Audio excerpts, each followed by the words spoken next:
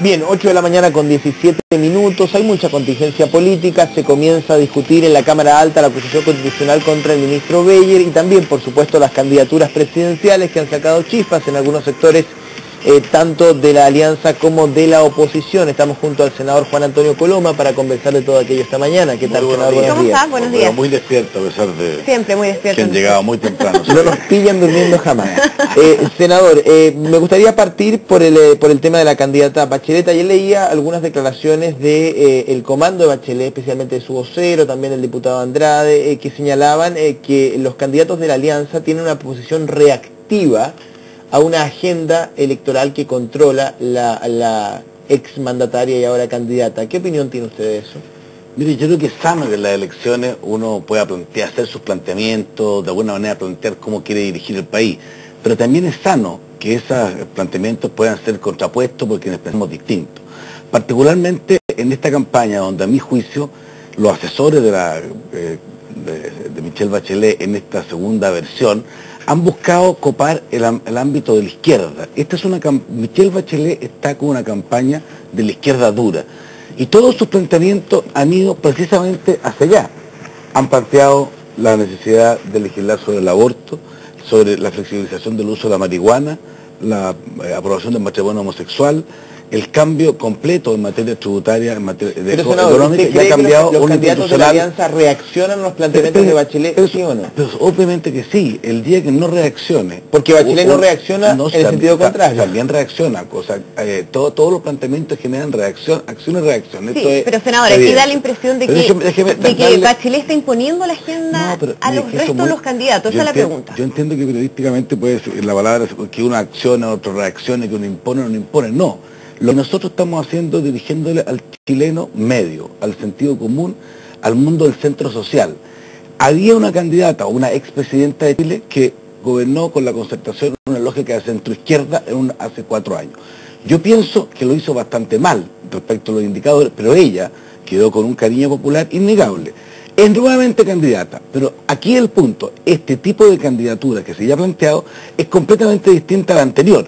¿Por qué? Como ha tenido Marco Enrique, que le sacó una tajada grande a la concertación, han ido a copar ese escenario. Entonces tenemos una candidata que fue presidenta, pero que hoy día tiene una agenda de izquierda dura.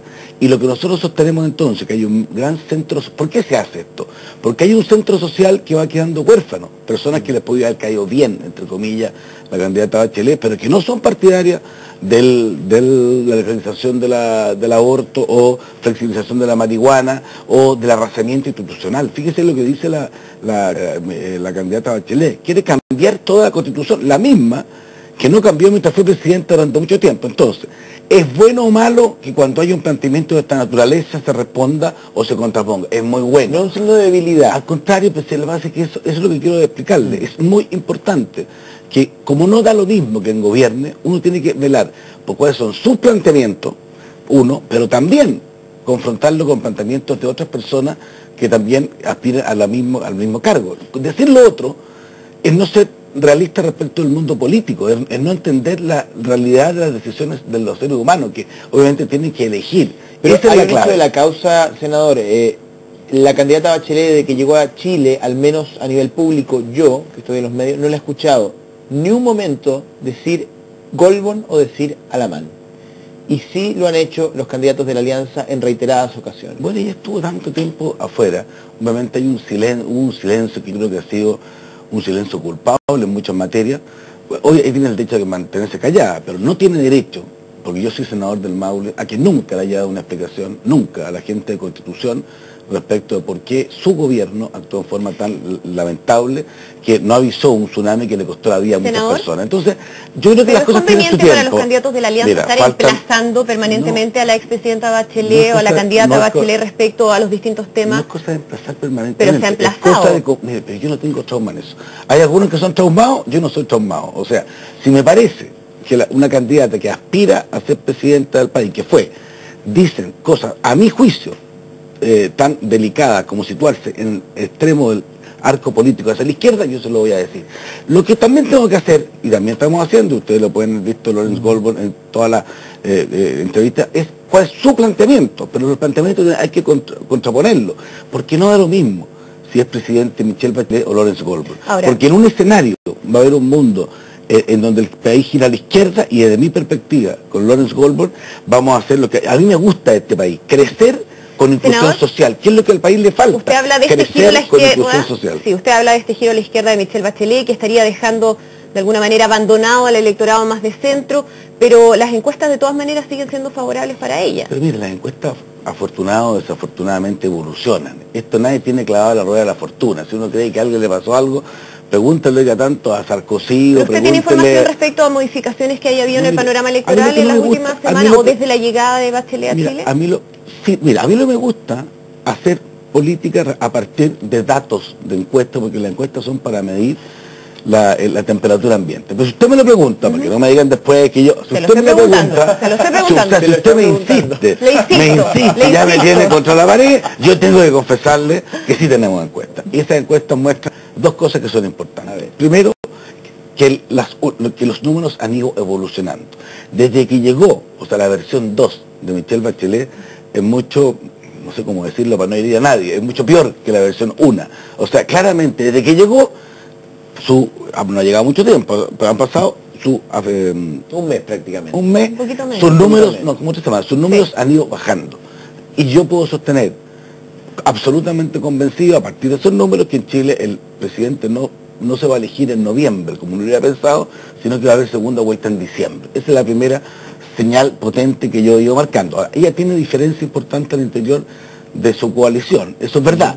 Pero respecto de posicionado en una elección presidencial de primera vuelta, claramente no llega al 50%, cosa que sí llegaba hace algún tiempo atrás. Y lo segundo que me dice, ya que usted me sigue apretando y me sigue poniendo cara de pregunta, es que claramente aquí no hay, al interior de la coalición, aquí no hay ningún empate ni nada que se le parezca, hay un triunfo amplio de Lawrence Goldberg, que obviamente va a ser el candidato que va a enfrentar. Senador, porque en los últimos días de los dos lados hemos visto que parece que manejan encuestas bien distintas respecto a los resultados que se están dando al interior de la alianza. Sí, Alamán ha sido bien claro con que ya se empataron los resultados. Esto es muy raro. Que incluso en Biobío, en Valparaíso, sobrepasa a Lawrence Goldberg por varios puntos. Esto es muy raro, porque hay una encuesta de La Moneda.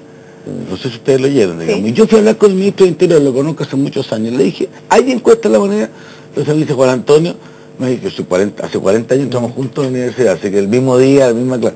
Mira, no ha habido, no hay, ni habrá. Entonces yo digo, bueno, pues si no ha habido, no hay, no habrá, que nadie utilice esa encuesta para un lado o para otro, porque es como actuar de algo inexistente. Pero a ver, esto es como, el mago de Oz.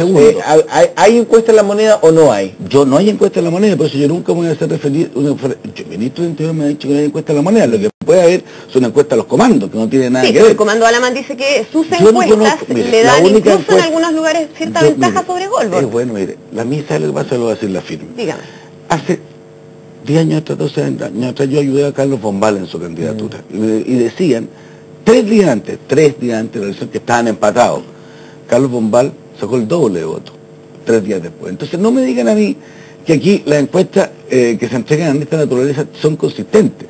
La única encuesta que ha habido, que yo conozco, es la encuesta CEP, que es la que la conozco en forma pública, y esa es categórica en señalar que la mejor candidata de la concertación es Michelle Bachelet, el mejor candidato de la alianza es Lawrence Goldberg, por una diferencia importante. Ahora, yo no voy a andar discutiendo y peleando, que me da no sé qué, digamos, decir, oiga, entre los dos, no, yo tengo la convicción de que Lawrence Goldberg tiene una mayoría muy importante y la va a pasar a segunda vuelta, pero no me quiero... entonces que esté bajando en el apoyo popular? Absolutamente, no, mire, es que eso es, ¿sabe lo que pasa? Que por eso que yo sabía cuando usted planteó el tema, digamos, que terminar hablando de encuestas. Y me gusta la política, me gustan los sentidos de las personas, me gusta también ver cómo evolucionan las encuestas, pero lo que no quiero hacer es de la encuesta, que usted puede decir, yo tengo una A, yo tengo una B, no tengo una C. Yo les digo una cosa, muéstrenme una encuesta, pero muéstrenme con nombre y apellido. Senador, yo le puedo exponer una que no, obviamente me hice yo, que es la encuesta CEP, es bastante categórica. Está para avanzar, está claro que tienen números distintos, ahí cada uno maneja estudios diferentes. Sí, pero espérate un poquito, a la pasadita dejamos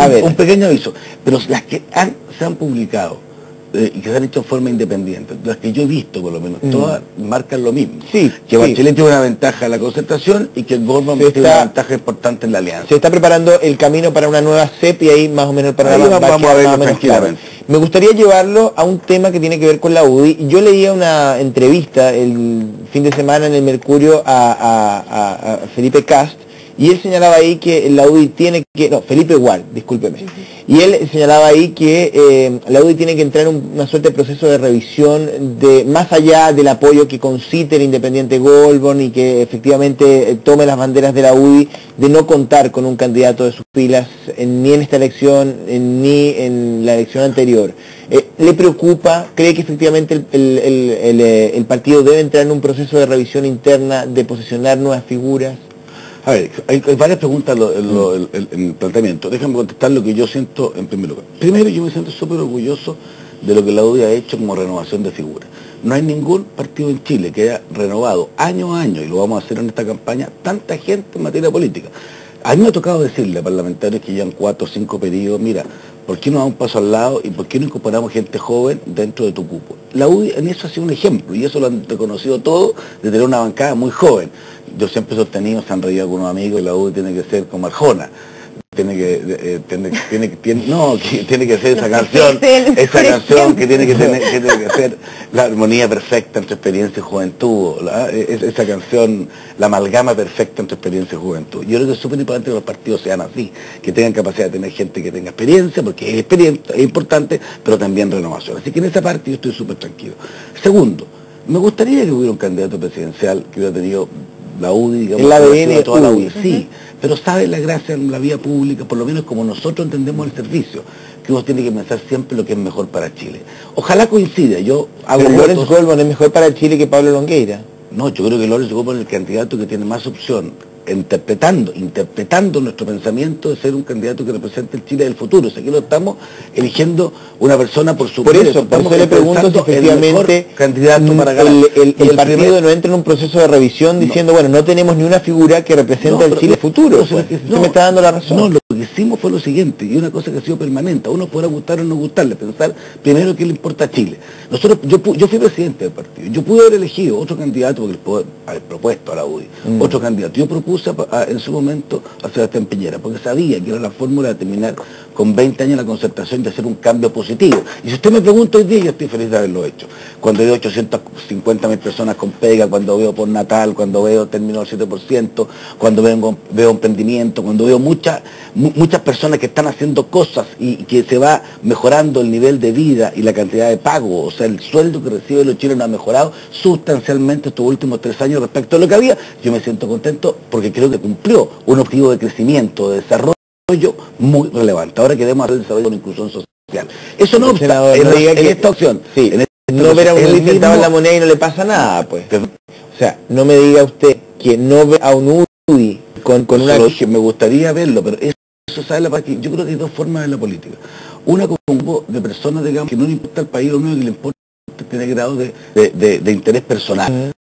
Yo no veo política así, yo le veo una lógica de servicio. Yo no nací esto, yo fui conquistado en el sentido por personas que me dijeron, hagamos menos diferentes, un partido que tenga capacidad de ser generoso en la vida pública y marcar ideas. Eso es lo que yo quiero hacer.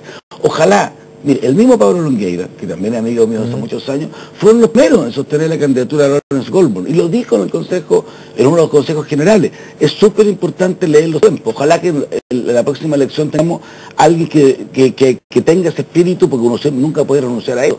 Pero mucho peor sería al revés, mucho peor sería, mira, tiene que ser del lado de acá para ser candidato. Yo creo que lo importante, de acá en el sentido de un partido, no, lo importante es ver siempre dónde está la fuerza para tener éxito y conseguir que una mayoría de chilenos comparta un proyecto de futuro. Y Lorenzo Goldborn representa ese proyecto de futuro y está trabajando súper bien a lo largo de todo el país con la gente de la UDI. Entonces, estamos en un camino que usted me dice es más difícil, la forma de subir el Everest.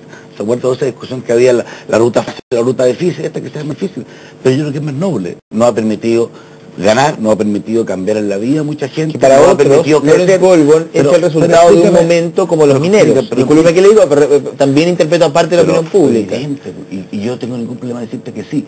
Si no hubiera habido el tema de los mineros, Lorenzo Goldborn no hubiera sido candidato. ¿Y sabes qué pasa? Eso me siento orgulloso. Porque demostró, porque probablemente si Lorenzo Goldborn no hubiera sido ministro de minería, más allá del esfuerzo de muchos, probablemente muchos de esos pudieron haber muerto. Porque lo que mostró él fue capacidad de liderazgo, de generación de grupo, de esperanza, de acompañamiento familiar, de sensibilidad, capacidad de oír y capacidad de tener éxito. ¿Cómo no ser notable que una persona enfrentado a un momento que todo el mundo decía es imposible, él dijo fue posible, es posible? Y ese mismo espíritu yo quiero que lo lleve a los otros problemas, que enfrente el tema de la droga, siendo posible arreglar un problema que se arrastra por décadas, que enfrente el tema de la inclusión social, que nadie se quede atrás, que realmente un hombre que ha nacido en el mundo de las oportunidades sea capaz de empujar el carro de Chile para, tal como lo leo con los mineros, ser capaz de sacar a muchas otras personas que se han ido quedando atrás, sacarlo adelante. Es un proyecto que a mí me entusiasma y espero que ustedes también los entusiasmen. Senador, vamos a otro tema, lo que va a pasar a partir de hoy en el Senado.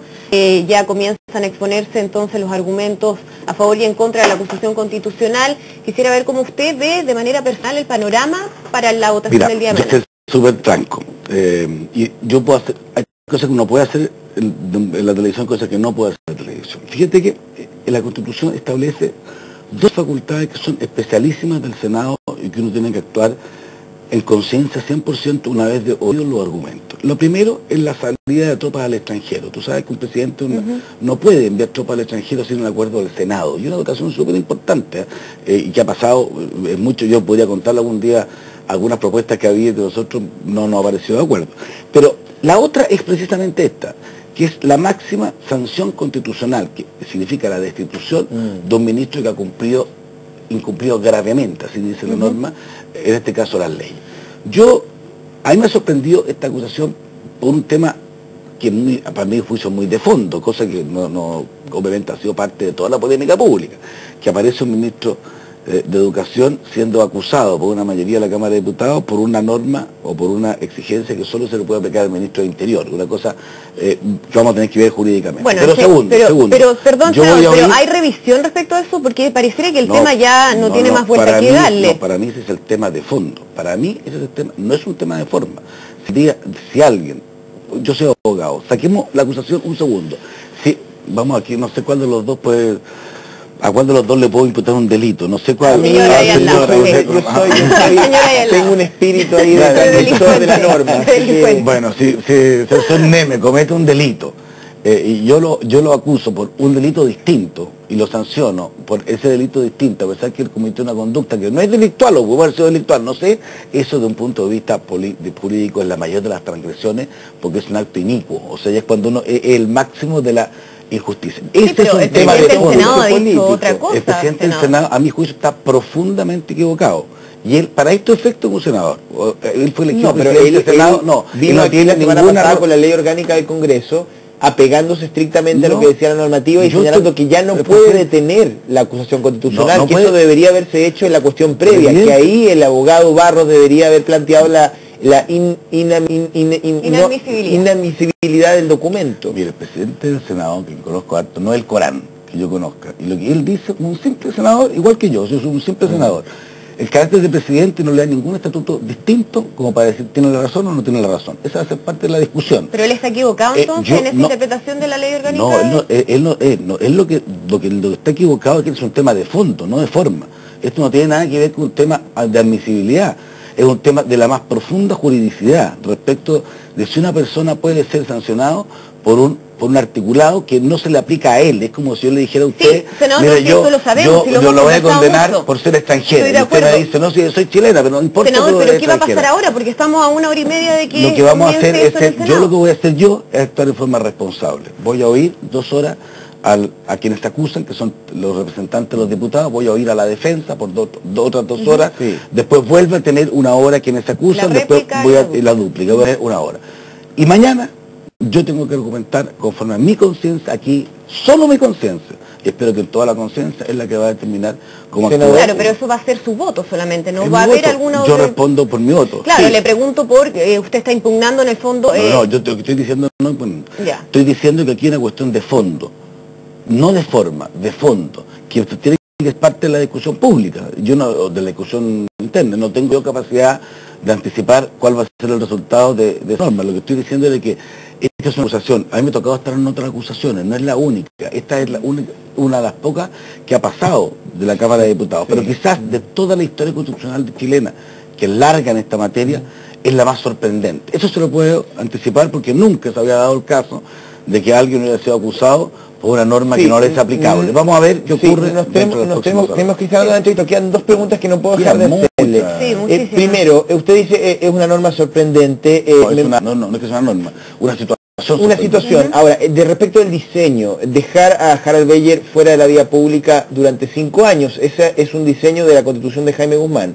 ¿Ustedes estarían dispuestos a cambiar aquello? No, seguro que tiene nada que ver con el diseño. O sea, un ministro de Estado, digamos, tiene sentido que quede inhabilitado de la vida pública durante 5 años por haber cometido una falta, como evidentemente se tiene que decidir en la Cámara Alta en el caso de Beyer o Yasna Proboste. Porque muchos han cuestionado el castigo, que es excesivo.